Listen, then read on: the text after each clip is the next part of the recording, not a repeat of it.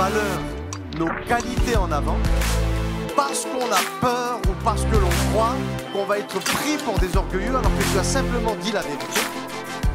Et d'expliquer aux gens que toi aujourd'hui tu es un homme bien dans tel et dans tel domaine ne doit pas te faire croire que tu es un orgueilleux. Non, tu deviens une source d'inspiration pour celui qui voudrait être comme toi. Bien sûr. Mais il dit quand même la vérité. Moi, par exemple, je sais qu'il y a des réunions. Tu viens vers moi, je sais comment ça va se passer. J'ai un problème, tu vas être libéré. Ah, t'es orgueilleux, tu vas être libéré, ça fait 10 ans. Oui, tu vas être libéré. Oui, parce que je le sais. Et le résultat prouvera que c'était la vérité. Voilà. Il y a un moment donné, on ne peut pas éternellement se cacher, parce que quelque part, c'est comme une fierté charnelle, et c'est ce qu'on appelle de l'orgueil. 5e et dernière chose, c'est lorsqu'on a un manque de foi dans les Écritures. Et un manque de foi dans les Écritures, en fait, c'est bien souvent quand on ne les lit pas assez, ou quand on lit et on a juste soulagé notre conscience. Ah, j'ai lu tout l'évangile de Matthieu hier. Et alors? C'est beau, hein? Ouais, alors? Ça fait longtemps que je n'avais pas lu. Hein. Tu ne te rappelles plus de rien. Ça ne sert à rien de lire l'évangile de Matthieu. Lis le chapitre 1, essaye de comprendre. D'accord? 2 Timothée chapitre 3, verset 16, il dit « Toute écriture est inspirée de Dieu, utile pour enseigner, pour convaincre, pour corriger, pour nous instruire dans la justice, et voici la raison, afin que l'homme de Dieu, l'Église, soit accompli et propre à de bonnes œuvres. » Donc, l'objectif des révélations scripturaires, c'est de faire de nous des hommes et des femmes de Dieu accomplis. Quelqu'un sur lequel les gens du dehors peuvent poser leur regard et de dire, là-bas, il y a une solution. Ce qui est important, c'est, je le dis souvent, mais essayez de retenir ça, c'est ce qui est écrit à votre sujet doit être beaucoup plus vrai que ce que vous ressentez. Ce qui est écrit à votre sujet doit être beaucoup plus vrai que ce que vous pouvez entendre parfois. Et ce qui est écrit à votre sujet doit être beaucoup plus vrai que ce que vous voyez. S'il dit « tu es une victorieuse » et que devant toi c'est un dégât, c'est pas grave, je marcherai dans la victoire. Que la lumière fût et la lumière, que la lumière soit et la lumière fut. On ne sait pas combien de temps il s'est passé, mais on sait qu'il s'est passé quelque chose. Tu peux venir ? Je vais vous lire quelques versets pour que vous puissiez vous imprégner de ces versets-là.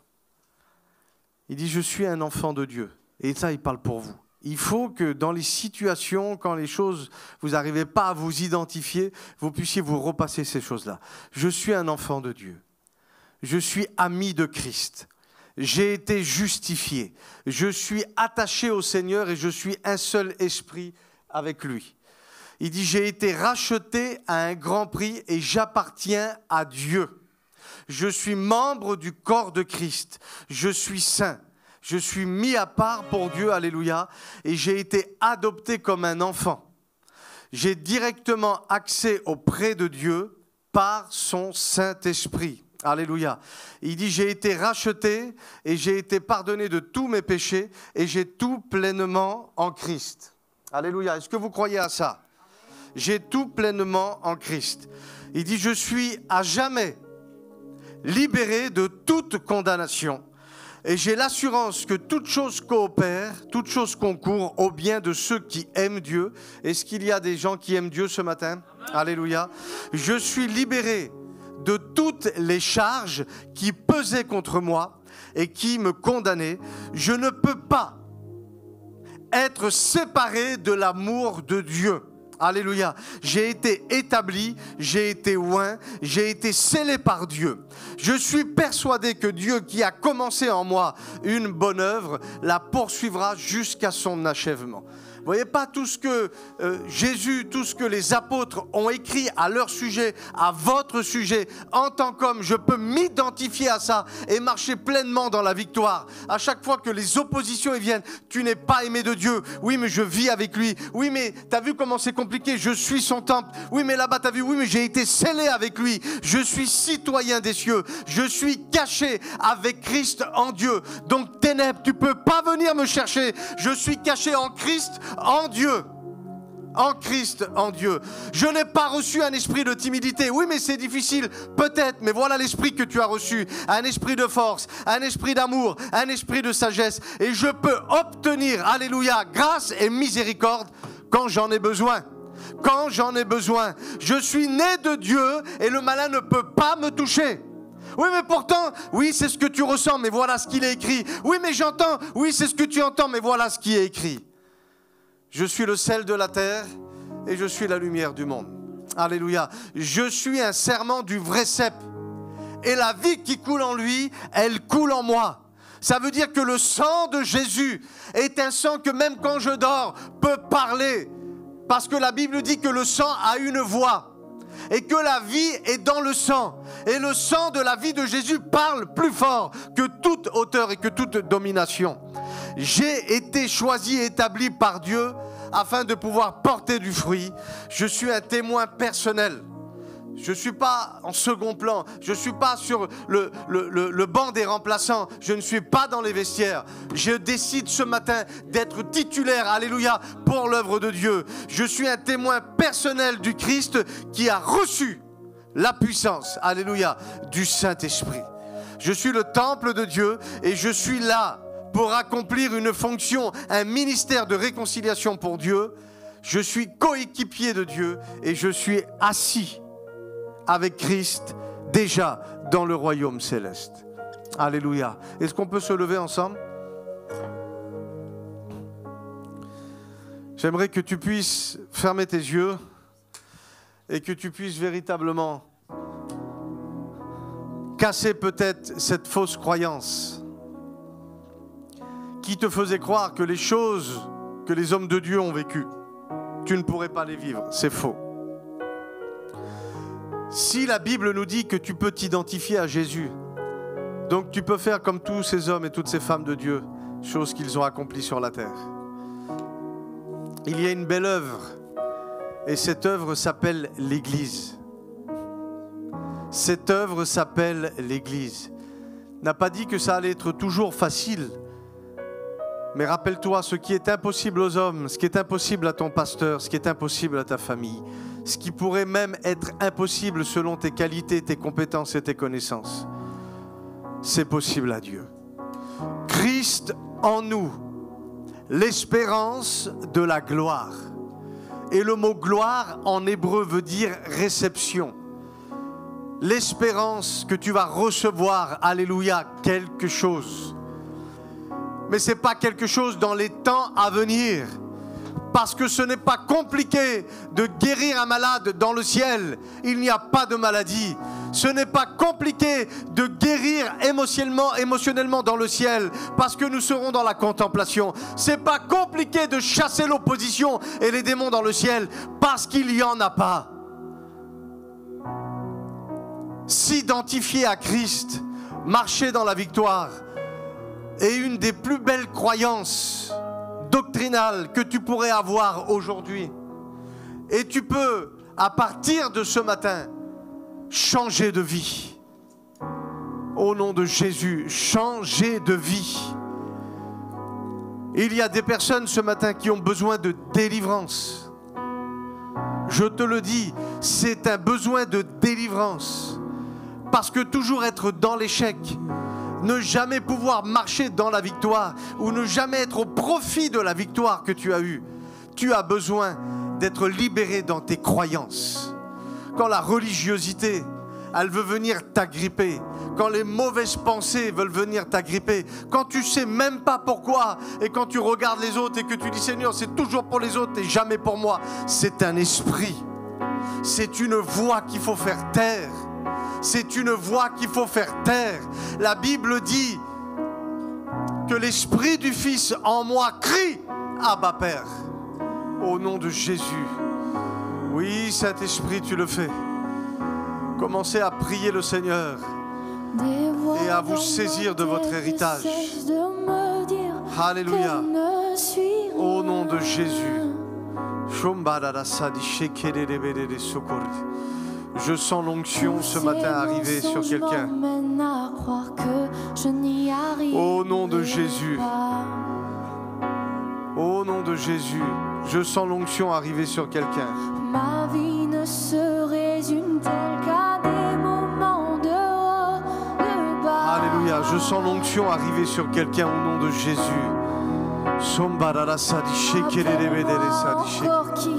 Au nom de Jésus. Au nom de Jésus. Au nom de Jésus. Au nom de Jésus. Là où les ténèbres avaient fait leur œuvre, à partir de maintenant, c'est Jésus qui fait son œuvre. Alléluia.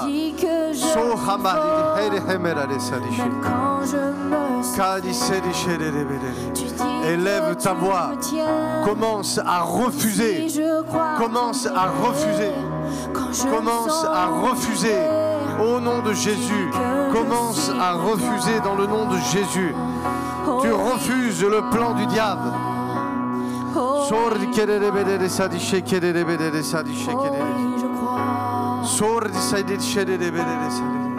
Au nom de Jésus, j'aimerais que celles et ceux qui parlent en langue commencent à se libérer en esprit. On va faire de ce lieu, alléluia, une zone d'interdiction pour la religiosité. Une zone d'interdiction pour les puissances des ténèbres.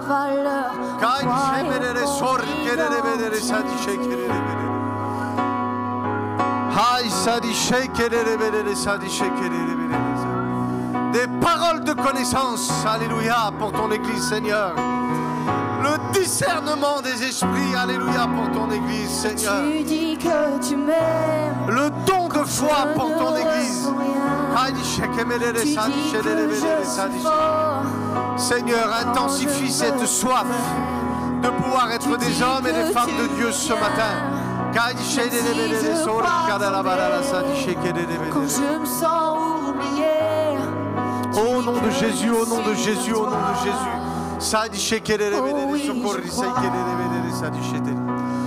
Au nom de Jésus, dans le nom de Jésus, dans le nom de Jésus. Oui, Saint-Esprit, tu le fais. Élevez vos voix, réclamez ce qui est à vous.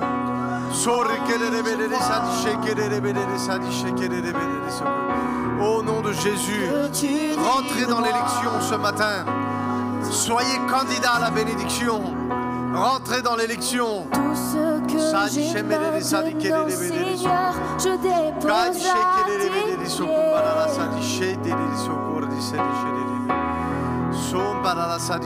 À toi soient toutes mes échecs. Au nom de Jésus, au nom de Jésus, priez Jésus. Élevez vos voix, élevez vos voix, élevez vos voix. Au nom de Jésus, ce que Dieu cherche, c'est des adorateurs en esprit et en vérité. Que la sacrificature, que l'intercession soit manifestée. Il a fait de nous un royaume de sacrificateurs, un royaume d'intercesseurs. S'il n'y a pas d'intercession, la bénédiction n'arrivera pas dans votre vie.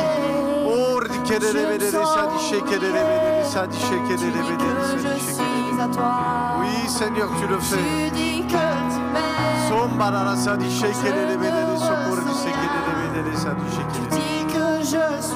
Alléluia, au nom de Jésus. Quand je me sens oui, Saint-Esprit, tu le fais.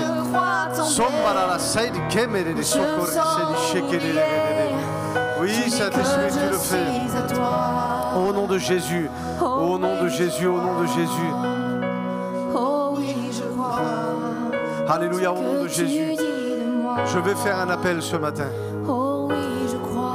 Je ne vais pas insister dans mon appel. Je crois. Oui, je crois. Oh oui, je crois. Je pense que Dieu t'a parlé ce matin. Oh oui, je crois. Et que, soyons honnêtes, c'est une théologie qui n'est pas toujours agréable pour la chair.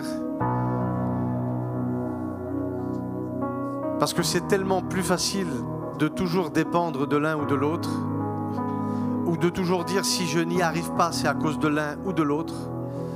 Dans cette église, il n'y a pas d'amour, il n'y a pas ci, il n'y a pas là, mais c'est l'être humain. dans vos propres foyers, avec vos femmes, vos maris et vos enfants, des fois vous vous direz, il manque ça. Parce que l'homme a toujours une énorme capacité à regarder à ce qu'il ne va pas plutôt qu'à ce qu'il va déjà. Et j'aimerais vous rappeler que vous avez le Saint-Esprit. J'aimerais vous rappeler que vous avez les Écritures. J'aimerais vous rappeler que vous êtes dans un pays où vous pouvez prier où vous voulez, quand vous voulez, avec qui vous voulez. Que vous avez des accès sur les réseaux sociaux pour vous saturer de prédication et de prédication. Vous avez des applications où il y a plus de 30, 40 versions de Bible différentes. Vous ne pouvez pas échouer. Mais ce sont vos croyances qui vont déterminer le reste. Et ce matin, c'est l'identification à Christ. Dans ses faiblesses, dans ses difficultés, ses oppositions, mais aussi en tant que fils de Dieu, révélé pour anéantir les œuvres du diable. Et je sais que ce n'est pas toujours évident. Peut-être qu'on a même cru à d'autres choses pendant des années, ou alors qu'on a du mal à y croire. Donc si c'est ton cas, eh ben je fais une seule fois cet appel. Avec humilité et honnêteté, approche-toi sur le devant. Et on va prier ensemble pour que ce qui te bloquait, ça se brise maintenant. Alléluia, dans le nom de Jésus. Merci pour les personnes qui s'approchent. Alléluia. Approchez-vous sur le devant, allez-y. Et on va prier ensemble. Pour celles et ceux qui participent à la Sainte Seine. Alléluia. Évangile de Luc, chapitre 22, verset 15, va dire ainsi. Il leur dit, j'ai désiré vivement manger cette Pâque avec vous avant de souffrir. Car je vous le dis, je ne la mangerai plus jusqu'à ce qu'elle soit accomplie dans le royaume de Dieu. Et ayant pris une coupe et rendu grâce, il dit, prenez cette coupe et distribuez-la entre vous. Car je vous le dis, je ne boirai plus désormais du fruit de la vigne, jusqu'à ce que le royaume de Dieu soit venu. Ensuite, il prit du pain et après avoir rendu grâce, il le rompit et le leur donna en disant, ceci est mon corps qui est donné pour vous, faites ceci en mémoire de moi. Je bénis Dieu parce que encore dans cette matinée, on peut participer à cette sainte table. Et ce que le Seigneur dit, faites ceci en mémoire de moi.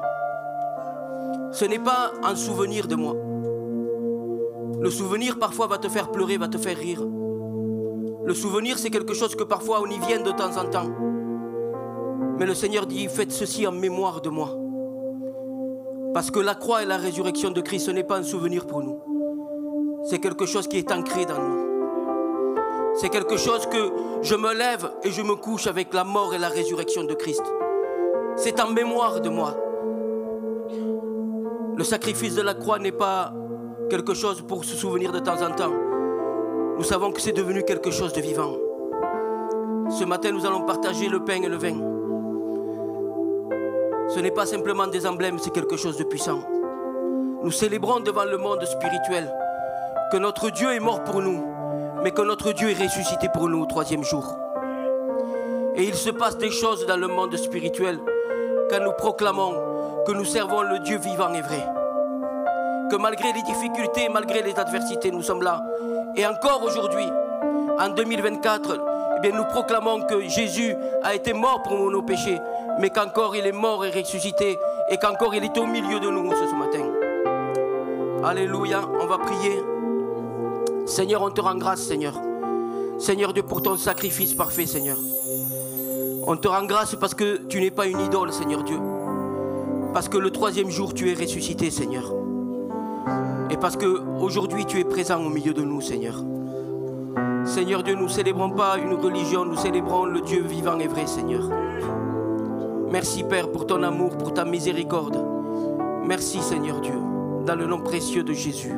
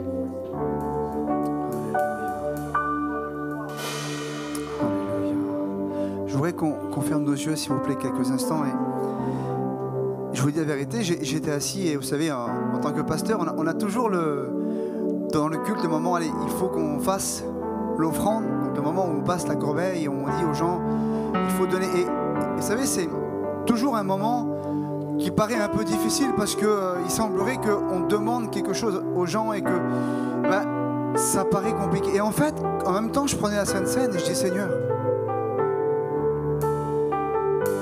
t'as tellement fait pour moi. Tu es mort et tu es ressuscité. Et je crois que c'est très juste ce que Féléso a dit. Il faut que ça soit gravé. Mais pas simplement dans notre esprit, il faut que ça soit gravé dans notre cœur.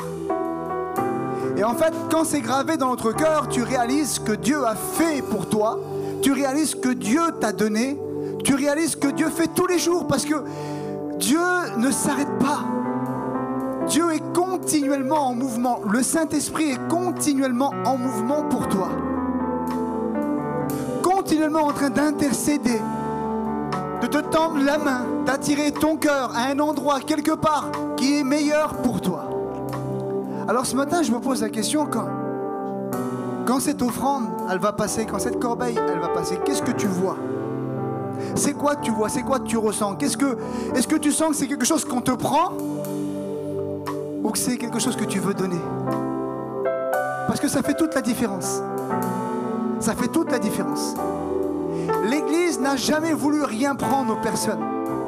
L'Église a un désir ardent que les enfants, les chrétiens, les chrétiennes donnent à Dieu. C'est ça la réalité. Alors je vais demander aux frères de passer. Et pendant qu'ils passent, réfléchis. Qu'est-ce que tu vois? Comment tu comprends cela? Qu'est-ce que tu veux donner à Dieu de cette matinée?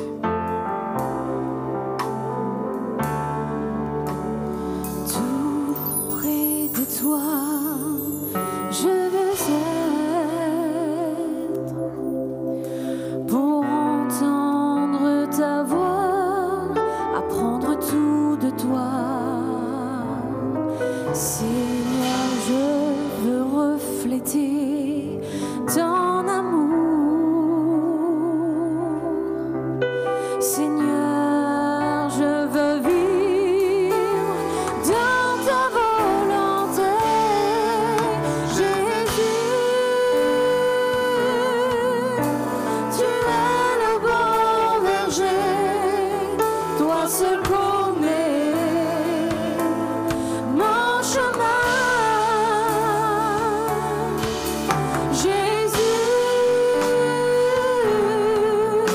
je me confie en toi. Oh mon Dieu, me voici.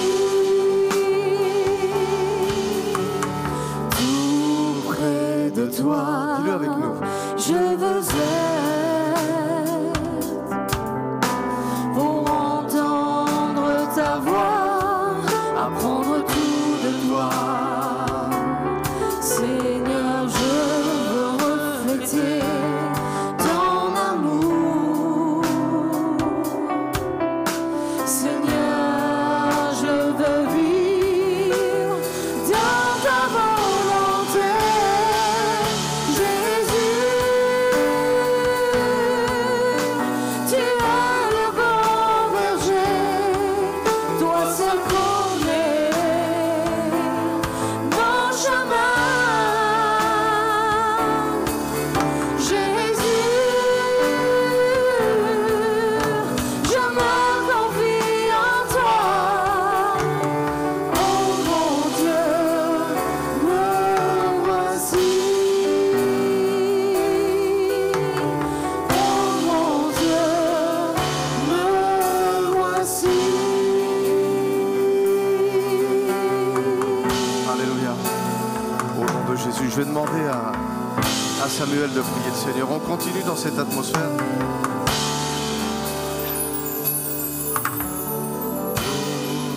Glorifie ton nom.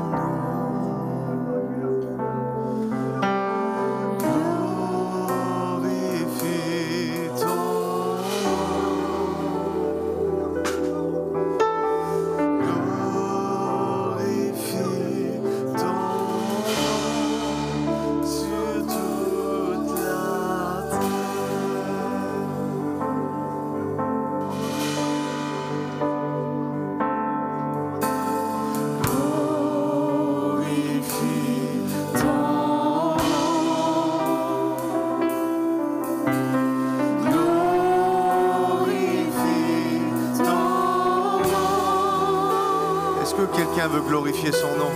Glorifie ton nom sur toute la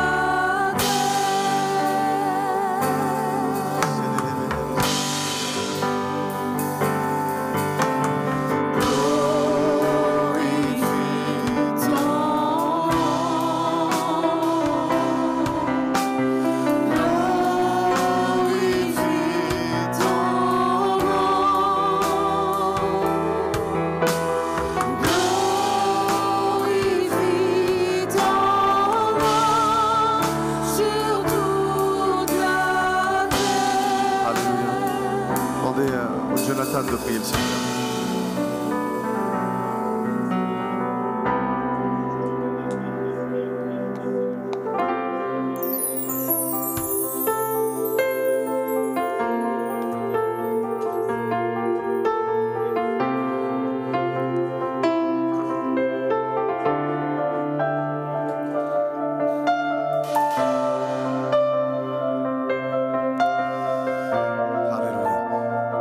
Le dernier cantique, continuons de disposer nos cœurs.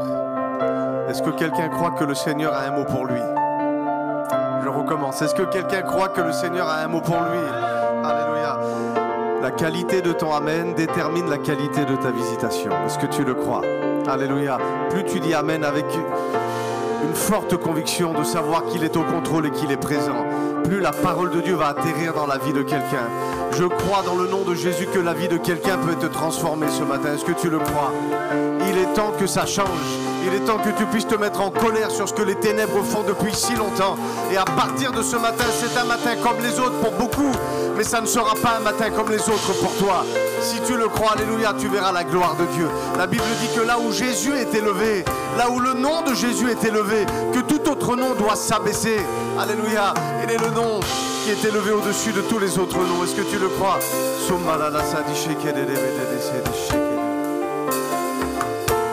L'immensité de ta grandeur me montre que je ne suis rien. Et quand tu façonnais la terre, j'étais déjà près de ton cœur. Tu m'aimais avant que je sois. Et pour moi tu as tout donné.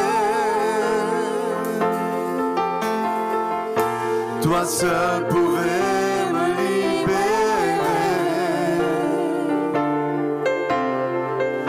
C'est pourquoi je veux t'adorer. On se lève ensemble, Église. Toi seul est digne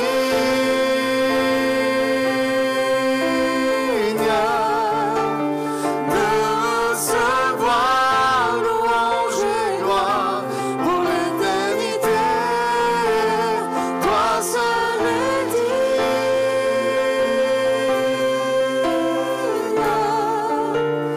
de recevoir louange et gloire pour l'éternité. On va le reprendre au début, l'immensité de ta grandeur.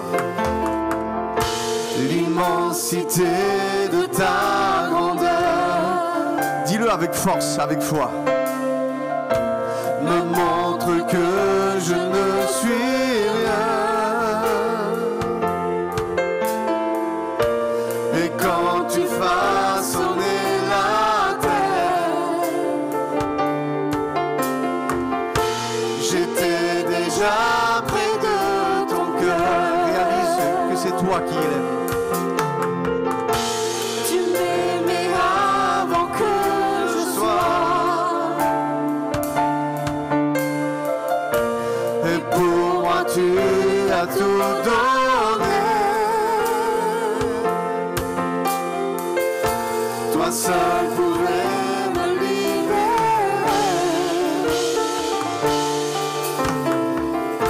C'est pourquoi je veux t'adorer.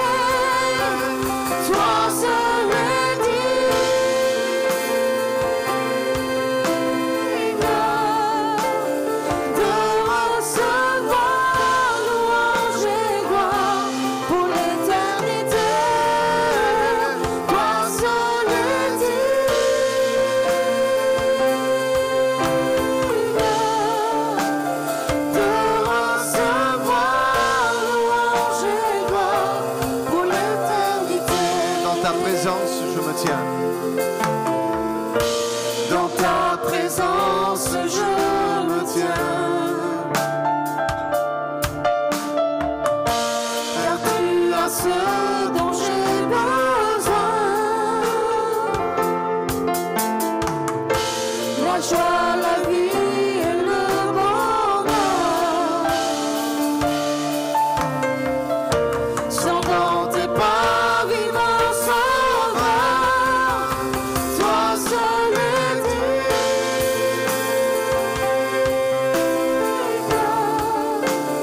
de recevoir louange et gloire pour l'éternité. Toi seul es digne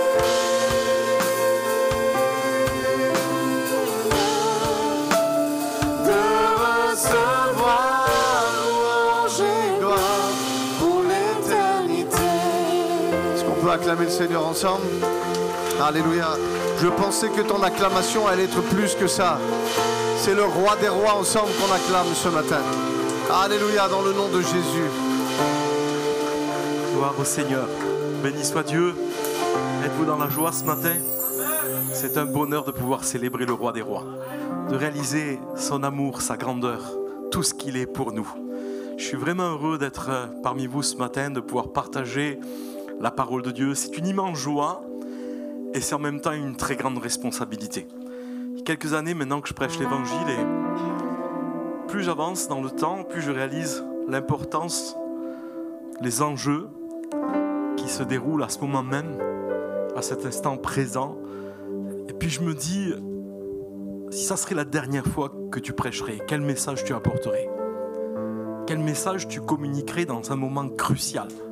Vous savez, Jésus a donné des messages. Il savait que le temps était sur son déclin. C'était les quelques instants qui lui restaient à vivre auprès des disciples. Et il va donner des messages tellement importants, tellement sérieux. Ce qui est prioritaire, ce qui est capital. Vous savez, quand on a peu de temps, on n'essaye pas d'aller dans des choses secondaires. On va dans la priorité des priorités. Puis hier soir, c'est que je pensais à cette réunion fortement et je cherchais vraiment à ce que le Seigneur me communique la pensée de Dieu. Pas simplement un message, vous savez, prédication, on en écoute pas mal. Mais la vérité, c'est que lui seul connaît vos cœurs parfaitement. Il sait ce dont vous avez besoin ce matin. C'est plus que la parole logos, vous savez, la parole qui est écrite dans ce livre, mais c'est le réma, c'est la parole inspirée. Et c'est ce que je désirais plus que tout à vous communiquer ce matin. Cette parole inspirée qui vient dans une situation précise, à un moment précis, comme une solution. C'est ce qui fait la différence. Vous savez, c'est le mot charnière qui vous fait entrer dans une situation et qui change tout à jamais. C'est comme si qu'une porte se ferme derrière vous et qu'une nouvelle s'ouvre et vous entrez dans le nouveau pleinement avec le Seigneur. Je crois qu'on a besoin de ces moments, ces temps de réfléchissement, ces temps où des choses s'ouvrent, un horizon nouvel est devant nous, présente. Et il y a un mot qui m'a inspiré. Alors vous savez, parfois la pensée elle vient, il n'est pas évident de mettre des mots sur les pensées qui viennent dans notre cœur. Mais Dieu m'a montré, peut-être c'est étrange, j'ai vu le repos, mais d'une autre façon, peut-être d'une autre perspective. Vous savez, quand on pense au repos, immédiatement, qu'est-ce qui nous vient à l'esprit? C'est souvent l'image de la passivité. L'image où on est à l'arrêt complet, où on s'allonge, où on s'installe, où on est farniente. J'ai vécu ça là pendant 3 jours. Ça m'a fait du bien, extrêmement du bien, je peux vous dire. On est parti 3 jours en famille et puis hier, James, il m'appelle, il me dit, tu vas parler sur quoi? Ben, je dis certainement du repos. Ah, ben, remarque, il me dit, t'es bien placé, ça fait 3 jours que tu y es. Oui, c'est vrai. Mais la vérité, c'est que Dieu m'a fait comprendre quelque chose. C'est que le repos était une arme pour chacun d'entre nous. Le repos comme une arme. C'est peut-être à l'encontre. Vous savez, il y a des messages comme ça qui nous viennent dans notre cœur. Alors, je vais essayer de vous faire comprendre cette réalité comme le Seigneur me l'a fait entendre. Est-ce que vous êtes déjà surpris en train de dire, je ne sais pas ce que j'ai mal fait, j'ai prié, j'ai intercédé, j'ai essayé de recevoir ma guérison, j'ai parlé même aux symptômes, je me suis épuisé pour essayer d'obtenir ce que le Seigneur me promettait. Et je suis fatigué, j'ai juste envie d'abandonner. Je suis découragé. Ça vous parle ça, ces propos? Des fois on en arrive à ce constat-là. Eh bien, si ça vous parle, béni soit Dieu. C'est que j'ai une bonne nouvelle pour vous, parce que Dieu veut que vous vous reposiez dans les œuvres accomplies de Jésus. Et c'est ça le repos. se reposer dans ce que Jésus a accompli pour chacun de nous. D'ailleurs, il y a un texte qui est extraordinaire et qui nous dit que c'est dans le calme, la confiance, dans le repos en Dieu que sera notre force. Connaissez ce passage de l'Écriture? Il est tellement puissant. Et ça nous parle de deux choses qui sont diamétralement opposées parce qu'on a du mal à envisager la notion de repos et de combat en même temps. Mais pour Dieu, ça fonctionne de cette façon-là. Voyez-vous, la puissance se dégage dans notre vie lorsqu'on se repose en Jésus, lorsqu'on se confie pleinement en lui. Écoutez-moi, Dieu vous aime tellement qu'il veut vous combler de toutes les bénédictions. Savez-vous que vous êtes des bénis ce matin? Est-ce que vous êtes dans ce lieu en demandant au Seigneur encore, Seigneur, bénis-moi? Ou est-ce que vous avez simplement ouvert les yeux sur qui vous êtes? Écoutez, on va remettre des choses d'aplomb avec la parole de Dieu. Éphésiens chapitre 1er au verset 3. C'est une prière extraordinaire qui dit « Béni soit le Père, le Dieu et Père de notre Seigneur Jésus-Christ, qui nous a bénis de toute bénédiction en Christ. » Nous sommes des bénis. Ça veut dire que Dieu nous a comblés. Il nous a tout donné. Tout ce que nous avons besoin, Dieu nous l'a donné. Il l'a investi dans notre vie. Et ça, c'est extraordinaire. On a juste besoin parfois d'en prendre conscience. Et vous savez ce que l'ennemi va faire? Dans tous les cas, il va essayer de vous faire croire que vous n'avez pas.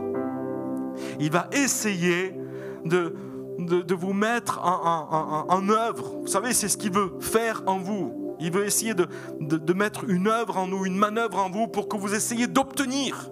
Essayez de faire. Mais Dieu qui vous aime tellement, il veut que vous compreniez à un tout autre niveau ce matin ce que vous êtes en lui et ce qu'il est pour vous. Vous savez, c'est un message qu'on est habitué à prêcher dans ce lieu. On a l'impression parfois d'y baigner même dans ce message de l'identité en Christ, de tout ce que nous avons reçu en Jésus. Vous savez, ce n'est pas notre conception, on n'a pas grandi dans cette forme d'évangile. On a toujours cru qu'il fallait supplier Dieu, qu'il fallait l'implorer pour obtenir, pour recevoir quelque chose de sa part. Mais lorsque nos yeux se sont ouverts, lorsque le voile a été ôté et qu'on a pris conscience, tout ce que Jésus était pour nous, alors le sacrifice de la croix a pris une toute autre dimension. Vous savez, c'est vraiment réaliser tout ce qu'il est pour nous. Et il est tout pour nous, Jésus. Vous savez, c'est sur lui, je vais décevoir certainement quelques personnes encore ce matin, mais ça fait partie de mon ministère, je pense, de décevoir des gens. Et puis je vais certainement encourager d'autres. Mais la vérité, c'est que ceux qui s'attendaient encore à avoir une liste de méthodes ou d'œuvres pour obtenir quelque chose, je vais certainement les décevoir parce que rien va vous concerner ce matin, mais tout va être mis sur la personne de Jésus. Le focus va être dirigé complètement sur lui. S'il y a des projecteurs, c'est sur Jésus qui vont être dirigés ce matin. Et on va réaliser tout ce qu'il est encore pour nous. Ça, c'est important. Mais voyez-vous, le diable va toujours essayer de ramener à vous-même. Moi, j'aime beaucoup les prières de Paul dans la Bible. Parce que pendant longtemps, je me suis étonné à faire des prières qui étaient en contradiction avec la Bible. Et je me croyais super spirituel. Je me croyais être un homme de Dieu. Je me croyais être un pasteur attentionné, touché par le peuple, plein de compassion. Et je suppliais Dieu, Seigneur, bénis-les. Seigneur, accorde-leur davantage. Seigneur, on veut plus. Seigneur, on veut un réveil. Seigneur, on veut plus d'âme. Seigneur, on veut... Je me rappelle à l'époque, dans le passé, et ça remonte à quelques années même, on a fait des choses qui n'avaient pas de sens. On s'est fatigué, on s'est épuisé pour des résultats inexistants. Tout était basé sur nous-mêmes. Les gens étaient dans l'admiration parce qu'ils disaient « Oh, qu'est-ce qu'ils font? Qu'est-ce qu'ils sont investis ?» Mais la vérité, c'est que ça n'apportait rien. Vous savez, des fois, on est admiratif de certaines choses. Vous avez vu? Alors, Nicole, c'est pas par rapport à ce que tu m'as dit tout à l'heure. Sache-le, c'est pas par rapport à ça. Mais on va faire un jeûne de 40 jours, on va faire ceci, on va faire cela. Et puis, on a la reconnaissance des autres. Oh, quel homme spirituel. Mais en fin de compte, on n'a pas fait ce que le Seigneur nous demandait de faire ou d'être. Il nous demandait simplement de croire en lui, de nous reposer, de lui faire confiance, de croire dans ce qu'il était pour nous. Et c'est comme si c'était impossible pour nous parce que ce n'est pas notre mentalité. Ce n'est pas indexé avec la mentalité de ce monde, vous comprenez? Vous ne recevez rien gratuitement dans ce monde. tout est le résultat de vos efforts, de votre travail, de votre mise à part, de votre consécration, de votre investissement, de votre engagement, de votre résignation, de tout. Tout est basé sur ça. Et Jésus arrive avec une mentalité complètement différente, en disant, mon royaume n'est pas de ce monde, il ne fonctionne pas comme ce monde. Voilà comme il fonctionne. Vous avez tout reçu en Jésus-Christ, vous allez tout recevoir. Et Dieu nous donne tout, c'est extraordinaire, ça. Tout. Et je comprends que l'ennemi, lui, de son côté, il adore quand on essaye à continuer, à essayer, à obtenir ce qu'on a déjà. Alors on s'épuise parce qu'on essaye d'obtenir ce qu'on a déjà. Et on oublie, on perd de vue le focus. C'est pour ça que je vous disais, les prières tout à l'heure, ça me revient à l'esprit. Paul, quand il prie pour l'église d'Éphèse, il dit quelque chose de particulier. Il ne dit pas, Seigneur, accorde-leur plus, donne-leur plus. Non, pas du tout. Ouvre leurs yeux, Seigneur. Illumine les yeux de leur cœur pour qu'ils sachent quelle est l'espérance qui s'attache à leur appel, quel est l'héritage qui leur est réservé avec les saints. C'est-à-dire, qu'est-ce qui leur appartient, quels sont leurs droits. C'est là que le diable essaye de nous tromper continuellement. Vous savez ce que c'est la révélation? C'est lorsque le voile est ôté devant nos yeux. C'est pas évident de saisir quelque chose quand on a un voile devant les yeux. Dommage qu'on est encore en été, il n'y a pas de veste, sinon j'aurais fait une expérience. Bon, c'est pas bien grave, mais imaginez-vous, fermez les yeux un instant, imaginez-vous que c'est un voile et essayez, et je vous tends quelque chose et vous essayez de l'obtenir, mais vous ne pouvez pas parce que vous ne voyez pas en fait. Mais quand le voile est ôté, vous pouvez vous réaliser finalement que tout vous a été donné, tout est là, à votre portée. Tout est là. Vous n'avez pas besoin d'aller chercher, vous n'avez pas besoin de faire des efforts, vous n'avez pas besoin de... C'est pas du forcing, on n'est pas obligé de contraindre Dieu, de l'obliger à faire quelque chose qu'il ne veut pas faire. Est-ce que vous pensez qu'on peut manipuler Dieu ce matin? On ne peut pas manipuler Dieu. Les gens s'imaginent que par la foi, on va pousser Dieu à faire quelque chose qu'il ne veut pas faire. Je voudrais vous dire qu'on ne peut recevoir que ce qu'il a déjà donné du ciel au préalable.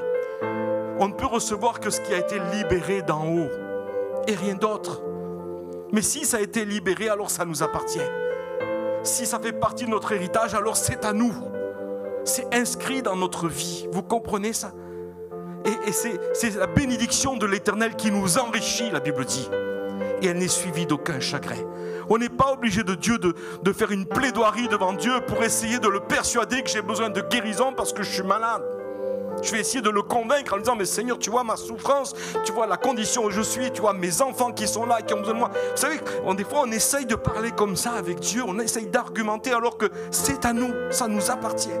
Il nous le donne. Et on essaye de plus en plus et finalement on devient tellement découragé quand on fait toutes ces manœuvres, c'est qu'on est prêt à tout abandonner et on dit on laisse tomber, c'est fini. Et le diable a gagné. Parce qu'on laisse tomber. On n'arrive même plus à y croire. Je ne sais pas si vous l'avez remarqué, mais l'ennemi dans ces derniers temps a intensifié son attaque contre l'Église, contre la parole de Dieu, contre le royaume de Dieu et tout ce qui est sacré. Nous l'avons vu aux Jeux Olympiques cette année. Mais écoutez, ce n'est pas quelque chose de nouveau, je voudrais vous dire. L'apôtre Paul a dit dans la deuxième épître aux Corinthiens au chapitre 10, on va le lire ensemble. J'aimerais ce matin vraiment que quelque chose se passe, qu'un voile puisse être ôté, qu'une action du ciel puisse se produire dans ce lieu, qu'on puisse sortir là en prenant conscience de tout ce que nous avons. 2 Corinthiens chapitre 10 au verset 3, on va lire ensemble. Si nous marchons dans la chair, nous ne combattons pas selon la chair, car les armes avec lesquelles nous combattons ne sont pas charnelles, mais elles sont puissantes devant Dieu pour renverser des forteresses. Écoutez, il est parlé de combat ici. Donc apparemment, il y a une guerre. Vous comprenez? Avez-vous remarqué que nous avons reçu des armes de guerre? Pourquoi? Parce que nous sommes en guerre. Et je voudrais vous dire, on ne peut pas gagner une guerre avec des armes molles ou des armes faibles. Les armes avec lesquelles nous combattons, la Bible dit, elles ne sont pas charnelles, mais elles sont puissantes devant Dieu pour renverser des forteresses. Nous renversons les raisonnements et toute hauteur qui s'élève contre la connaissance de Dieu. Et nous amenons toute pensée captive à notre obéissance. Vous êtes d'accord avec ce que je dis là? c'est pas le bon texte.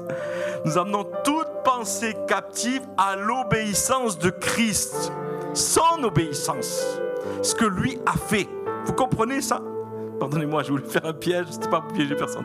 Mais des fois, c'est vraiment cette réalité-là. On amène toute pensée captive à l'obéissance de Christ. Écoutez, les armes sont puissantes pour renverser les raisonnements.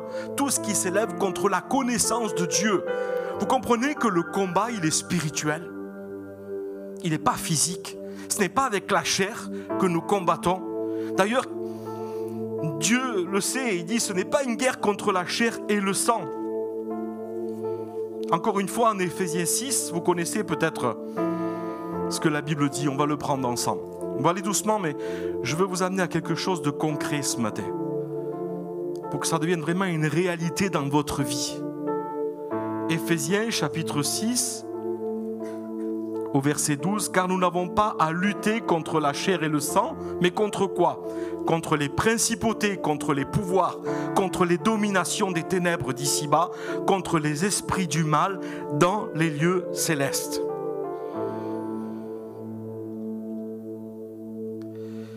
Ce n'est pas une guerre contre la chair et le sang, c'est une guerre pour savoir qui sera notre influenceur. Qu'est-ce qui va nous diriger? Qu'est-ce qui va nous conduire? Qu'est-ce qui va nous influencer? Qu'est-ce qui va nous pousser à agir?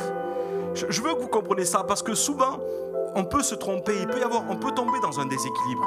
Pour certains, quand on parle de repos, les gens ils s'imaginent de dire « je ne fais rien, je suis passif ». Et quand on dit « le diable est un ennemi vaincu », on s'imagine qu'il est mort. Non, le diable n'est pas mort. C'est un ennemi vaincu, mais il n'est pas mort. Ça veut dire qu'il va utiliser encore des armes de mensonges contre nous. Il va utiliser dans le domaine de notre pensée des attaques stratégiques. D'ailleurs ici il est parlé, on vit pas, nous vivons sur un champ de bataille. Est-ce que vous le comprenez? Ce n'est pas un terrain de jeu ce que nous vivons. Et il est temps que l'Église se réveille, de se réveiller et de réaliser qui nous sommes et ce que nous avons aujourd'hui. Et c'est là vraiment que je veux vous amener. Vraiment comprendre votre identité. C'est une bataille spirituelle qui impactera votre vie en particulier, votre vie de pensée, soit vers Dieu, soit vers les mensonges de l'ennemi. Écoutez, tout se passe là. Le grand champ de bataille, il est dans les pensées. Tout est là dans le combat intérieur. C'est pas physique. Nous ne luttons pas contre la chair et le sang. Toutes ces attaques, nous les vivons intérieurement, dans nos pensées.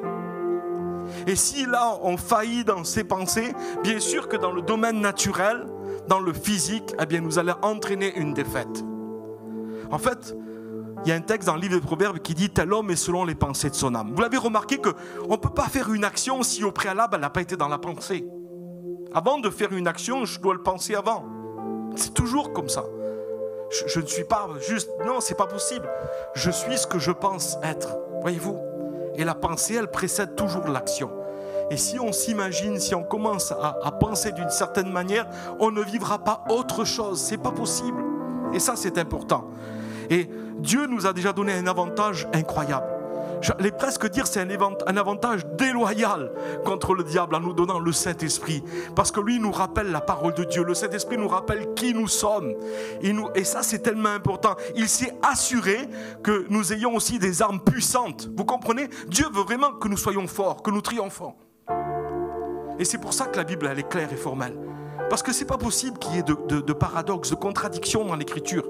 Je peux tout par celui qui me fortifie. La Bible dit que tout ce qui est né de Dieu triomphe du monde. Et voici la victoire dans ce monde, c'est notre foi. Alors la Bible parle de succès, la Bible parle de victoire, la Bible parle de triomphe. Et parfois on réalise, en contraste, nos vies, on est complètement à l'opposé. Alors comment se fait-il? Qu'est-ce qui se passe? Pourquoi, Seigneur, on n'arrive pas à saisir de façon véritable la victoire que tu nous as promis? Ce qui est pour nous, ce qui fait partie de notre vie, ce qui est notre héritage. Pourquoi nous ne le vivons pas réellement?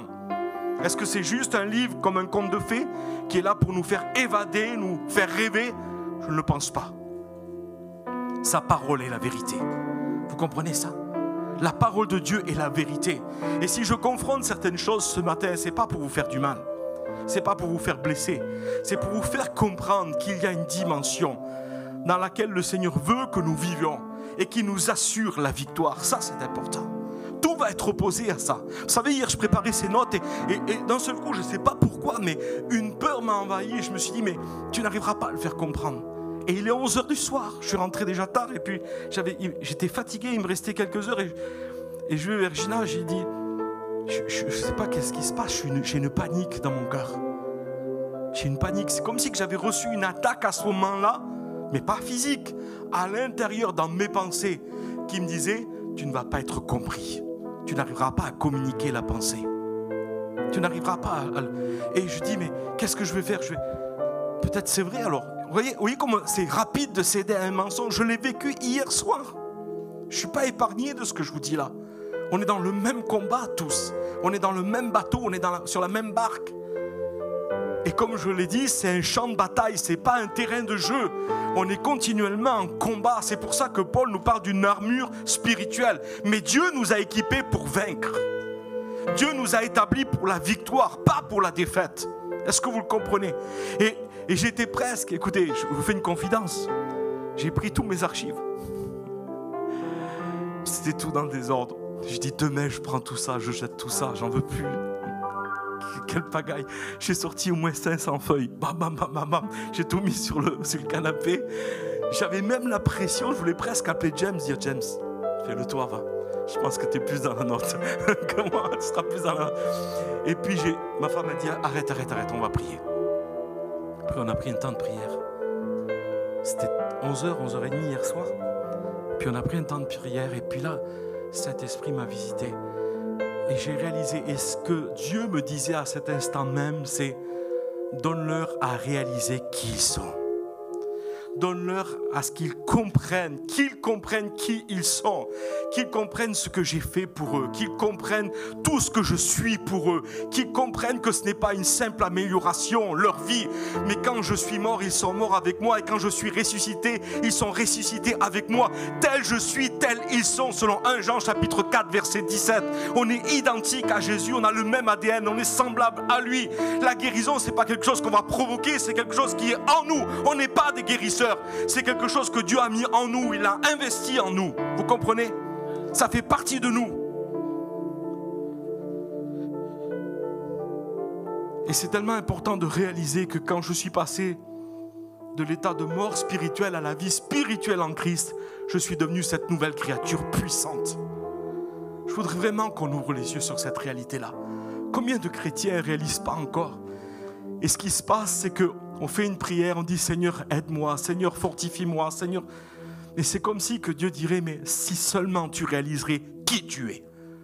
Vous savez, à un moment donné, je crois que c'est Élisée qui a fait une prière pour le serviteur Géasi. Et il a dit, Seigneur, ouvre-lui les yeux.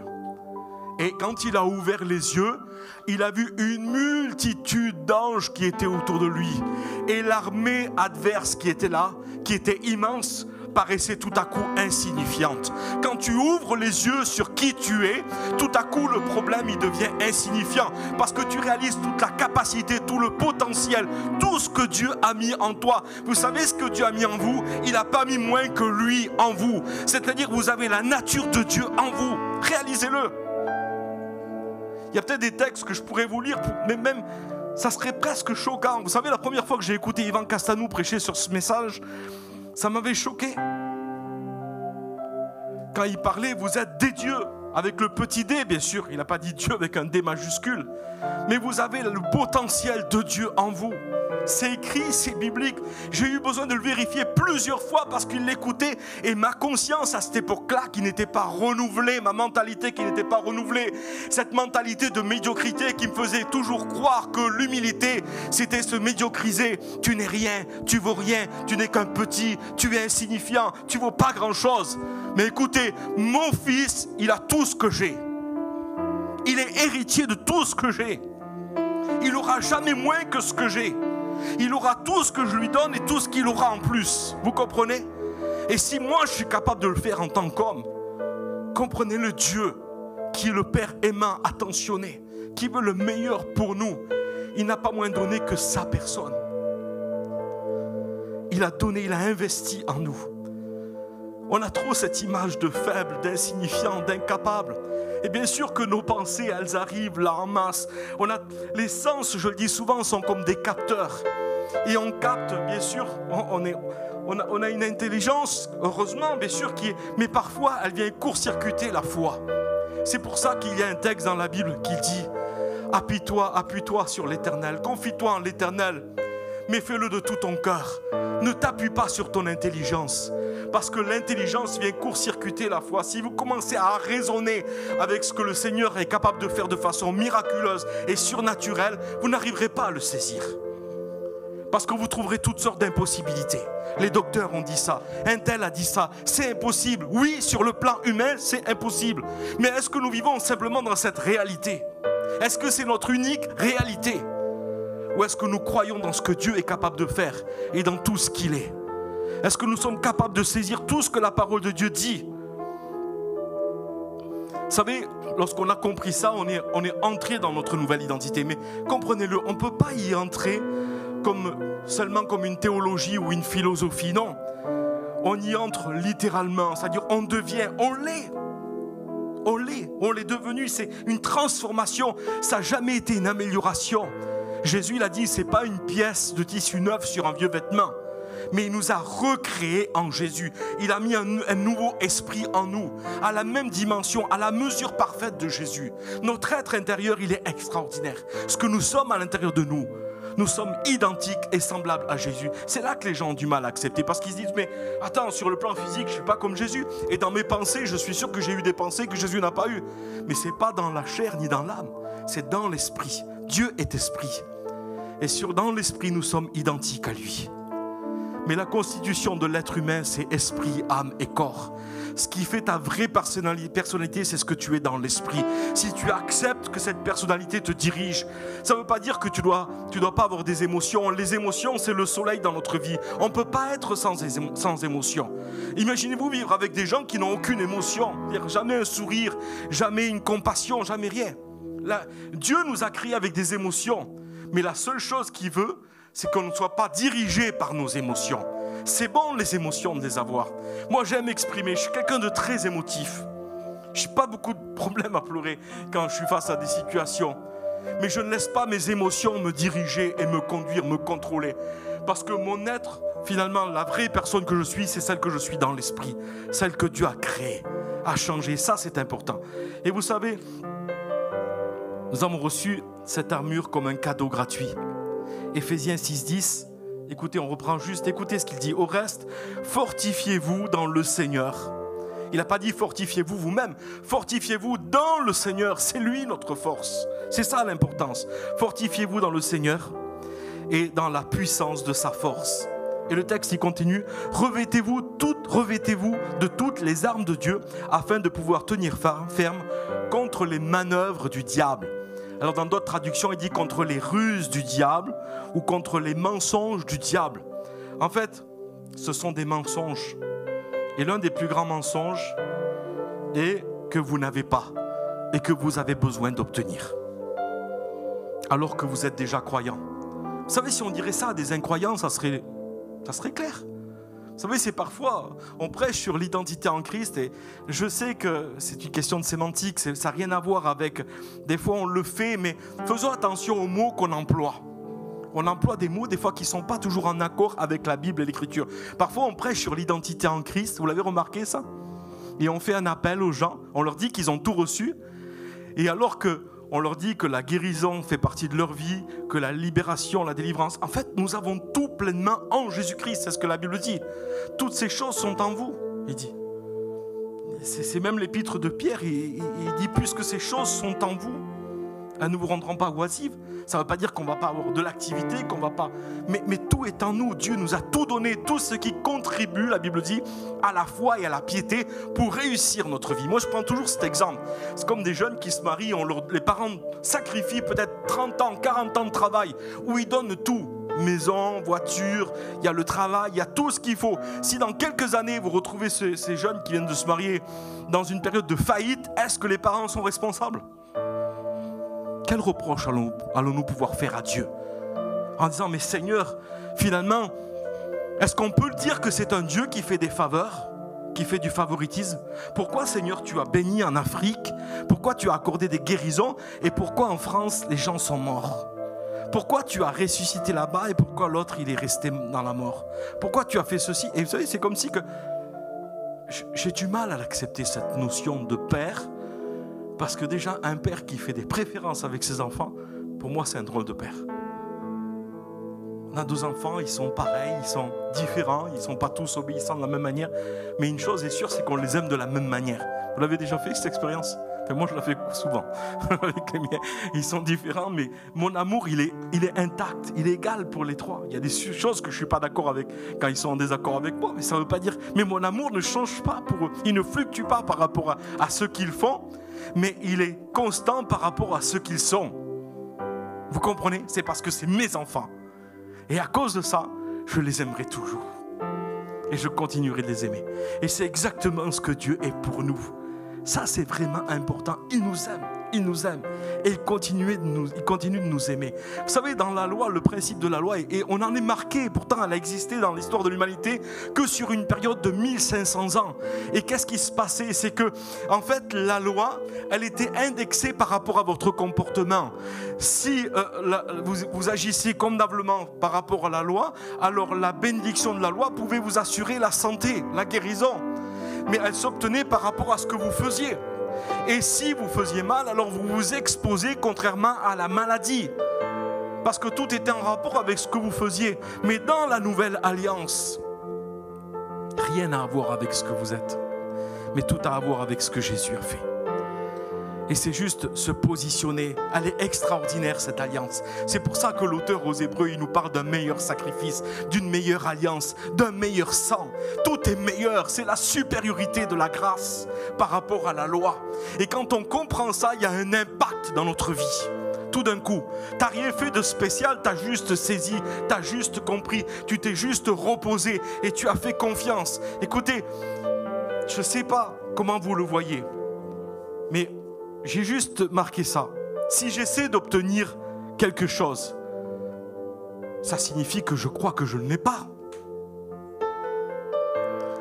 Je suis en train de m'épuiser à vous dire que vous avez tout reçu en Jésus-Christ. C'est pas moi qui le dis, c'est Paul qui le dit dans Colossiens. Vous avez tout pleinement en Jésus-Christ. Est-ce que vous êtes d'accord avec cette écriture de la parole? Je vous sens passif ce matin. Je sais que c'est un message qui est très difficile. Vous savez pourquoi? Parce qu'il crucifie la chair avec ses passions et ses désirs. Là, la chair, elle ne va pas être mise en relief parce qu'elle y est pour rien. Tout a à voir avec ce que Jésus a fait. Et vous savez, la chair, elle a une part où elle veut être honorée, où elle veut être reconnue. Ah, c'est l'homme de Dieu. Il a jeûné pendant 40 jours. C'est l'homme de Dieu. Il se tient à la prière. C'est l'homme de Dieu. Mais véritablement, quel homme de Dieu est monté sur la croix et est mort pour nous, si ce n'est que Jésus? Quel homme de Dieu a tout donné?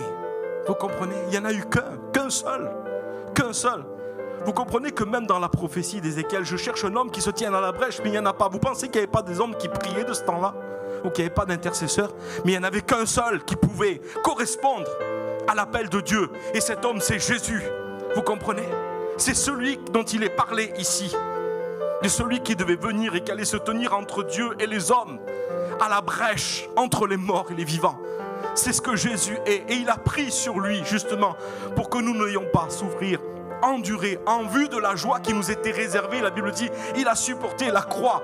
Et il y a des hommes qui ne peuvent pas l'accepter, ça, parce qu'on est en train de leur dire que toute cette panoplie religieuse, elle ne sert à rien, si ce n'est que de les élever à eux.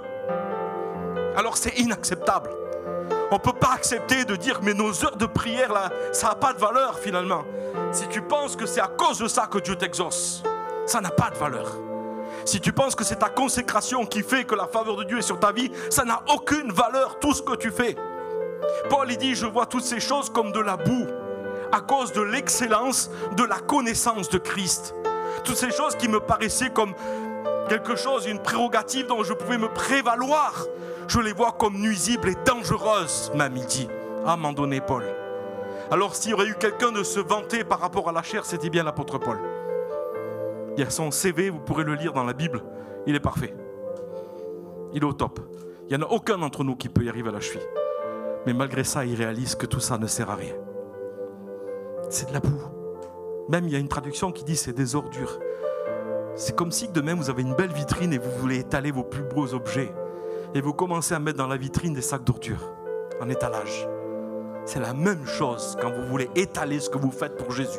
C'est comme si vous mettez des vitrines, des sacs d'ordures dans une vitrine et que vous voulez montrer ce que vous êtes capable de faire. Parce que quand on met notre valeur là-dessus, ça n'a aucune valeur. Jamais de la vie, ça me viendrait à l'idée de faire ça.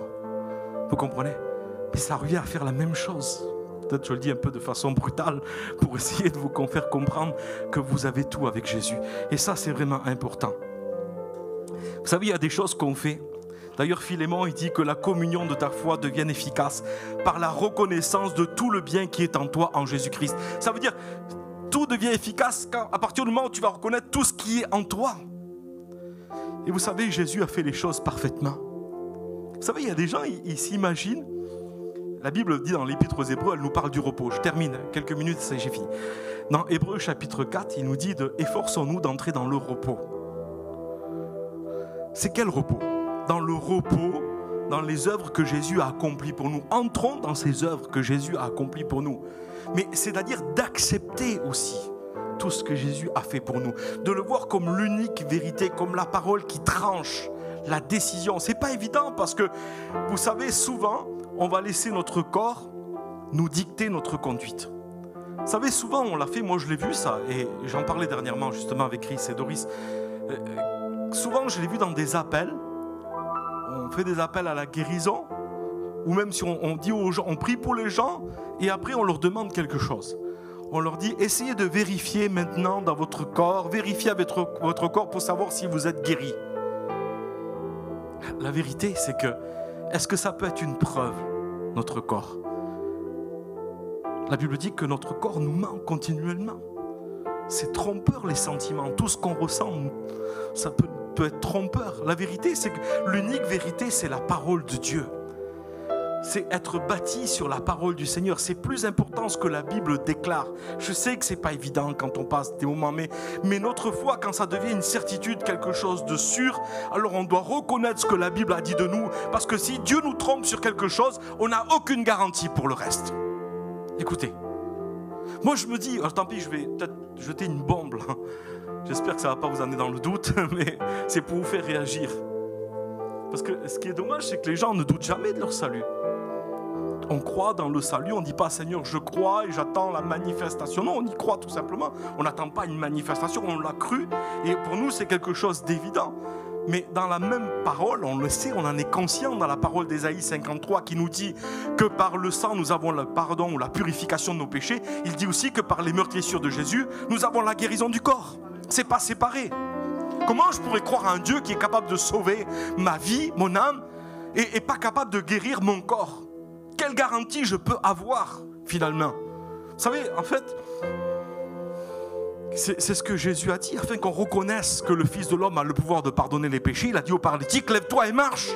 Reconnaissez par cette action visible ce que je suis capable de faire dans l'invisible. Vous voyez, nous c'est le contraire, on peut croire pour le salut, mais pourquoi? Parce que là, il y a le corps qui rentre en jeu. Vous savez, le salut, on n'a pas besoin de le ressentir, on n'a aucune preuve physique. On le croit, on l'a reçu par la foi. Et comme on n'a pas d'appui finalement pour dire en douter, on sait ce que Jésus a fait et ça nous suffit, on y croit. Mais le corps, le problème, c'est que souvent, il est là et les symptômes arrivent et ils nous font croire que finalement, ce que la Bible dit, c'est faux. C'est ce que le diable voudrait.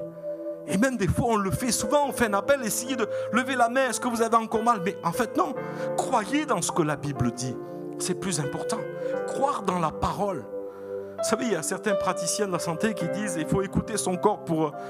Écoutez-le, il vous dira ce que vous devez manger. Si moi je fais ça, je peux vous dire que des pots Nutella et du chocolat, je suis vraiment gourmand. Et au niveau du sucre, si j'écoute mon corps, je peux vous dire que demain, normalement, je devrais me trouver avec 10 grammes de diabète. Et heureusement que je ne l'écoute pas. Je ne peux pas écouter ça. C'est de la folie, vous comprenez? On croit dans ce que la Bible dit, c'est plus important.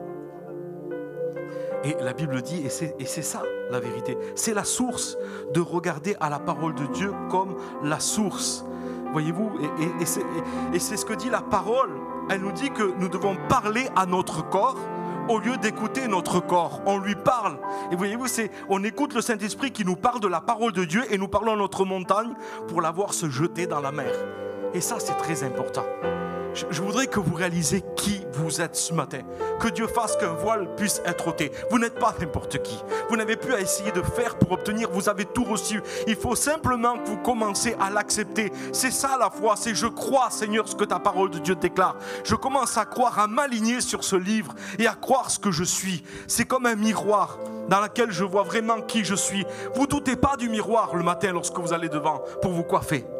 Parce que vous ne pouvez pas ressentir si vous êtes bien coiffé ou mal coiffé. C'est quelque chose qu'on ne peut pas ressentir. On est obligé le matin en se levant d'aller devant le miroir. Et l'image que le miroir nous renvoie, eh bien on n'en a aucun doute. Voyez-vous, la Bible dit, c'est Jacques qui dit, cette parole c'est comme un miroir. Acceptez ce qu'elle dit de vous. Vous êtes des bénis. Vous êtes bénis de toute bénédiction en Christ. Vous pouvez tout par celui qui vous fortifie. C'est ce que la Bible dit. La Bible dit que nous triomphons dans toutes les situations. À un moment donné, bien sûr que les pensées vont venir, les mensonges vont venir, parce que c'est cette arme que le diable va utiliser. Il va dire, tu n'as pas assez, alors fais. Et il sait que dans cette course-là, on sera toujours insuffisant. Il te manquera toujours quelque chose. Quand tu auras jeûné 7 jours, il te dira, il faut que tu jeûnes 10 jours. Et puis après 10 jours, il faudra que tu jeûnes 20, et puis 30, et puis 40. Et toujours plus, tu n'as pas assez prié, tu n'as pas assez jeûné, tu n'as pas fait ceci, tu n'as pas fait cela. Et c'est pour ça qu'il dit d'amener toute pensée captive à son obéissance. Lui, il a été jusqu'au bout. Qu'est-ce qu'il a dit? Il a dit, Père, j'ai tout accompli dans Jean 19, 30. Ça veut dire quoi? J'ai fait un petit peu. Nous, on s'imagine que, par exemple, quand Dieu s'est reposé, c'est parce qu'il était fatigué. Est-ce que vous pensez ça dans la Genèse? Que Dieu s'est... Non, il s'est arrêté. Il s'est reposé parce qu'il avait terminé quelque chose. C'est comme un avocat qui va plaider et qui va dire, ma plaidoirie est terminée, est achevée. J'ai plus rien à dire. C'est pas, il s'arrête pas parce qu'il est fatigué, il s'arrête parce qu'il a fini. C'est terminé. Et c'est exactement pareil. Et Jésus a fait pareil dans Jean 19, 30. Et la Bible dit, nous parle d'un repos, de se reposer dans ce que Jésus a fait. Il ne s'est pas reposé parce qu'il était fatigué, je le répète, Jésus, il s'est reposé parce que tout était accompli. Il avait tout fait pour que nous puissions réussir notre vie. Est-ce que vous croyez dans le ministère de Jésus? Est-ce que vous croyez dans ce que Jésus a fait? Vous savez, les gens, arrêtez avec la fausse humilité de croire que parce que vous allez être plus spirituel en priant plus. Écoutez, vous pouvez prier H24, toutes les religions prient, certaines plus que nous. Ils ont des fondements dans leur religion où ils ont 5 piliers de prière. Il y a plus de prières que chez nous. Toutes les religions au monde prient, les sectes prient. On peut tous faire des bonnes actions. Mais la différence, c'est que nous croyons en une personne, Jésus. Et le plus grand honneur que vous pouvez faire à Jésus, c'est de croire en lui. Ne vous laissez pas emporter par vos sens. Je sais que c'est un combat. Et d'ailleurs, Paul, il dit, j'ai combattu le bon combat. C'est quoi le combat? Il consiste à quoi le combat? À garder la foi. Ça veut dire que je ne me laisse pas influencer par les mensonges du diable. Je ne me laisse pas tromper par les ruses du diable. Parce que c'est avec cette arme-là qu'il va vraiment... Vous voyez, il parle des ruses du diable. Il ne parle pas du diable lui-même, mais il parle de ses ruses. Jésus nous a offert la vie en abondance. Comprenez à quel point il vous aime. Vous savez, je fais des cours avec Andrew Mack. Et là, j'ai eu... Gary Pickett avec son époux, et puis le cours qu'elle nous a apporté, c'était sur l'amour. Et puis sur le coup, quand j'ai fait ce cours-là, je me suis dit, mais j'en suis pas là quand même. À mon tort complet. Parce que j'ai compris quand j'ai fait le cours sur l'amour que toutes les révélations que je pouvais comprendre étaient indexées par rapport à l'amour. C'est quand tu comprends qu'il t'aime, Dieu, qu'il te manque rien, que tu peux comprendre que la guérison t'appartient, que la délivrance est pour toi, que tout est en toi, que même le fruit de l'esprit, c'est pas ton fruit, c'est le fruit de l'esprit, il est en toi. Et certains te diront, il faut que tu le... Mais comment est-ce que l'arbre y force pour amener un fruit? Pas du tout. C'est simplement une vie. Et si je m'affectionne aux choses d'en haut, ce fruit naturellement va arriver. Bien sûr, si je suis charnel, je ne peux pas. Ce n'est pas dans la chair que ce fruit va naître, mais dans l'esprit, en vivant une vie avec le Seigneur. Et quand vous êtes en communion avec lui, alors toutes ces choses arrivent. Mais si vous êtes en communion, c'est parce que vous réalisez qu'il est pour vous, parce que vous l'aimez, parce que vous aimez passer du temps avec lui. C'est pas dur. Écoutez, j'ai passé 3 jours là. Il y avait juste moi, ma femme, mes 3 enfants, mon beau-fils et ma petite fille. La vérité, c'est que j'aurais pu passer 10 ans avec eux. Ça ne m'aurait pas lassé. J'ai passé 3 jours imprégnés avec eux. On a mangé ensemble, on s'est baigné ensemble, on était au spa ensemble, on a fait plein d'activités ensemble. On ne s'est pas lâché. Mais pas un seul moment, j'ai regretté de les avoir à mes côtés. Ça aurait pu durer toute une vie. J'étais avec les personnes que j'aimais. Si vous vivez comme ça avec Jésus et que vous comprenez à quel point il vous aime, à quel point il désire vivre avec vous, alors il n'y a rien qui vous manquera. Il vous a tout donné de grâce. Arrêtons d'essayer de faire des tours de force. C'est pas de la foi de dire à Dieu, Seigneur, donne-moi ça alors qu'il t'a tout donné. C'est pas la foi, ça. C'est pas être spirituel. C'est juste montrer devant les autres, mais ça ne sert à rien. Ça n'a pas de sens. Croyez, ouvrez les yeux. Seigneur, donne-moi à réaliser qui je suis ce matin. Ouvre mes yeux, les yeux de mon cœur, pour que je réalise que je suis ce fils aimé, dans lequel tu as tout donné. Tout m'appartient, la santé m'appartient, la guérison est pour moi, la provision est pour moi. Je n'ai pas besoin que les choses viennent de l'extérieur, tout est en moi. Et si je le crois, alors ça va arriver comme un flux, ça va couler de ma vie. Celui qui croit en moi, des fleuves d'eau vive jailliront du dedans de son sein. Voilà ce que la Bible dit. Ce n'est pas de l'extérieur, mais c'est de l'intérieur, parce que Dieu a tout mis à l'intérieur. Vous comprenez? Et c'est de cette façon-là qu'il veut que vous le vivez. J'arrête, je suis long, excusez-moi, mais il me semble que j'arrive pas à vous convaincre ce matin. C'est pour ça. Je voudrais tellement que vous puissiez sortir d'ici, mais pas vous voir comme des minus. Mais vous savez, tous les super-héros, là, Iron Man, Superman, vous allez les voir comme ça à côté de vous. Insignifiant, parce que vous réalisez la puissance qui est en vous, la vie de Dieu en vous. Tel il est, tel je suis. Celui qui est en nous est plus grand que celui qui est dans ce monde. L'arme qu'il va utiliser, c'est le mensonge. Tu ne vas pas être sorti de ce lieu que déjà il va te tromper, qui va venir et va te faire croire dans des mensonges. Non, c'est pas vrai, tu l'as pas. Non, regarde, t'es encore malade. Non, t'as encore des symptômes. Non, t'as encore ça. Tu l'as reçu. Tu l'as reçu parce que Dieu l'a dit et Dieu ne peut pas mentir. Il y a quelque chose que Dieu ne peut pas faire. Vous voyez, il y a marqué tout est possible ici. Mais il y a quelque chose qui est impossible à Dieu. Même si tout est possible pour Dieu, il y a quelque chose qui lui est impossible. Il lui est impossible de mentir. C'est pas quelque chose qui fait partie de Dieu. C'est pas possible. Tout autour de nous peut passer, mais la parole de Dieu demeure éternellement. Il n'y a rien qui peut faillir à cette parole. C'est vrai qu'on a la pression. C'est vrai qu'à un moment donné, quand on y est dans la tourmente, c'est dur. Mais je t'en supplie, ne lâche pas, positionne-toi dans la foi et continue de confesser la parole, même si ça coûte. C'est dur parfois de dire la parole de Dieu, alors que tous les éléments sont là pour prouver le contraire. Les docteurs ont dit le contraire, un tel a dit le contraire, l'autre nous voit malade, l'autre est en train de pleurer, mais nous on continue de croire. C'est qu'un mensonge. Ce qui est la vérité, c'est ce que la Bible dit, et la vérité nous rendra libres. C'est ça, la vérité. Est-ce que vous êtes prêts à vous positionner, à vous reposer dans la foi? Alors voyez-vous, il y a un calme, parce que je me positionne en Jésus, mais il y a aussi une offensive. Je ne me laisse pas tromper par le diable. Je me repose en lui. Ça ne veut pas dire que vous n'allez pas être actif. Vous serez actif, mais dans le repos. Que c'est bon de travailler à partir d'une position de repos. Ça devient facile. On ferme les yeux si vous voulez un instant. Seigneur, je compte sur ta grâce, sur ton esprit. Ce que je n'ai pas pu faire comprendre avec des mots, tu es capable de, en un instant, d'ôter le voile et de nous donner à réaliser tout ce que tu es pour nous. Accorde-nous un esprit de révélation maintenant, qu'on puisse voir Jésus dans toute sa splendeur. Seigneur, que le voile soit ôté. Ce voile que le diable veut mettre devant nos yeux concernant les merveilles de Jésus, concernant notre identité, concernant ce que nous sommes. Nous pouvons tout pleinement en Jésus-Christ. Nous avons tout pleinement en lui et nous pouvons tout par celui qui nous fortifie. Seigneur, merci pour ton amour, pour ta fidélité.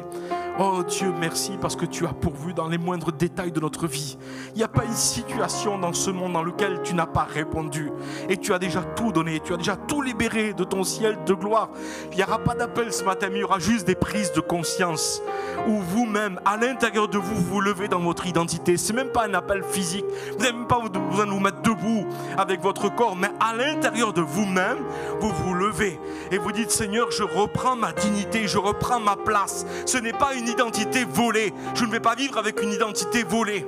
Je vis avec mon identité, celle que Dieu m'a donnée. Le diable est là pour voler ton identité. C'est un usurpateur d'identité. Il vient et il veut voler ton identité. Mais la Bible dit que tu es fils. À tous ceux qui l'ont reçu, il a donné le pouvoir de devenir enfant de Dieu. Tu es appelé fils et fille de Dieu. Fils et fille du roi des rois. Et ce matin, tu peux célébrer ta victoire. Parce que ta victoire, elle ne dépend pas de ce que tu fais ou de ce que tu es, mais de ce que Jésus a accompli à la croix. Et il y a un cri de victoire qui a été poussé à la croix en Jean 19:30, où il a dit: Père, j'ai tout accompli, j'ai tout accompli. Tout a été accompli de façon parfaite pour que ce matin, il ne te manque rien. Tu as tout reçu. Ouvre les yeux maintenant, ouvre les yeux de ton cœur et réalise qui tu es dans le nom de Jésus. Dans le nom de Jésus, tu es quelqu'un de béni. Dis avec moi: je suis béni. Je suis béni de toute bénédiction en Christ. Seigneur, je peux tout par celui qui me fortifie. Seigneur, merci pour la vie en plénitude, la vie en abondance. C'est la vie Zoé, la vie qui n'est pas touchée par la maladie, la vie qui n'est pas touchée par la souffrance, parce que toi tu m'en délivres. C'est vrai que le malheur peut atteindre le juste, mais l'Éternel l'en délivre toujours, toujours, parce qu'il est le juste selon Dieu. Il y a quelque chose parmi l'arme qui est important, c'est la cuirasse de justice. Et la justice, c'est pas ce que tu fais, c'est ce que Jésus a fait à ta place. Et si tu peux te présenter devant lui ce matin, ce n'est pas parce que tu as fait des bonnes œuvres, que tu as fait des œuvres justes, mais c'est parce que Jésus, c'est la justice parfaite de Dieu. Et il a fait de nous sa justice. Il a pris notre péché, il a pris notre condamnation, et il a mis en nous sa justice, la justice de Dieu en Christ. Dites devant Dieu: je suis la justice de Dieu en Christ. Je suis la justice de Dieu en Christ. Je suis parfait. Il n'y a rien que Dieu puisse vous refuser. Imaginez-vous à un seul instant que vous serez né ce matin, vous n'aurez jamais commis un seul péché. Avec quelle assurance vous parlerez à Dieu ce matin? Il n'y aurait aucun doute dans votre cœur. Et bien c'est exactement ce que vous êtes. Vous êtes parfait devant Dieu le Père à cause de Jésus qui a pris votre péché, qui a pris votre condamnation. Il n'y a maintenant plus de condamnation pour celui ou celle qui est en Jésus-Christ. Vous pouvez vous tenir avec assurance devant le trône de la grâce. Tenez-vous avec assurance, c'est votre droit, c'est votre héritage. Cette veuve est allée vers le juge inique et elle lui a dit: fais-moi justice, c'est mon droit, ça m'appartient, tu ne peux pas me le refuser. C'est ce qui fait partie de mon héritage. Soyez dans l'offensive ce matin. Vous êtes dans le repos parce que vous n'avez rien à faire. Jésus a tout fait, mais parce qu'il a fait, vous pouvez recevoir. Et vous avez déjà tout reçu en tant que croyant. C'est juste, ouvre les yeux, ouvre les yeux, ouvre les yeux. Jésus il a dit: Ephrata, ouvre-toi. C'est pas juste des yeux physiques, c'est les yeux du cœur qui ont besoin de s'ouvrir ce matin sur la révélation de qui tu es. Tu n'es pas simplement un petit chrétien racheté, non, tu as la nature de Dieu en toi. Tu es semblable à Jésus. On se lève ensemble maintenant pendant ce chant et on adore le Seigneur.